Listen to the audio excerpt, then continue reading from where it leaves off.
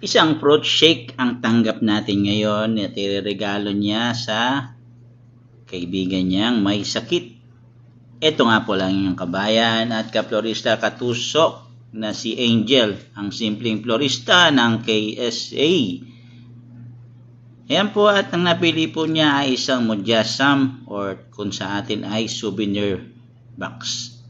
Ito po ay isang yari sa kahoy na pininturahan at nilagyan ng design. Naisipin na po natin gawa ng arrangement. Naglagay po tayo ng floral foam sa isang side at sa back side. And then, nagtusok na po tayo ng baby roses at roses combination. Naglagay din po tayo ng baby roses na orange at yung ating baby roses na double color at roses na yellow. Scatter lang po natin yun, tinakpan lang po natin yung mga floral foam na sa tingin natin ay malilitaw. Palibot lang po at alternate lang po natin yung kulay at sinakop na natin yung dapat sakupin. Katapos natin yan, siyempre maglalagay tayo ng masindyana. Ang masindyana po ay nakakadagdag design, nakakapagpalaki at nakakaganda ng ating mga bulaklak. At tapos na po natin lagyan ng ating mga bulaklak, ay magtutusok na po tayo ng ating masindyana. Binali lang po natin yung masindyana at tinusok. Binend lang po natin yan at nilagay na po natin yan sa likod at sa tagiliran. Hanggang sa makumpleto po natin ang ating arrangement.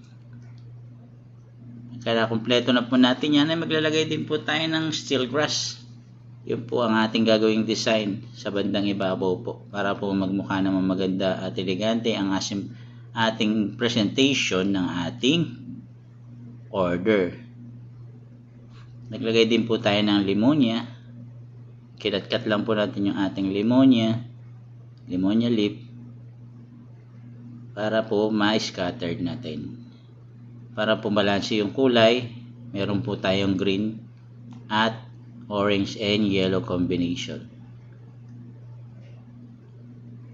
Yan po, natapos na po natin ang ating simple order at nilagyan na po natin siya ng steel grass, pandagdag design, balansin natin yung design.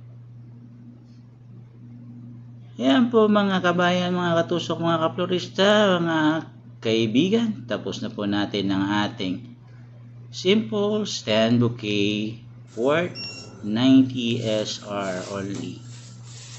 I hope na gustuhan nyo po ang aking design. Paki-follow, like, and share naman po. At paki-comment kung saan nakarating ang aking video para mapasalamatan ko naman po kayo.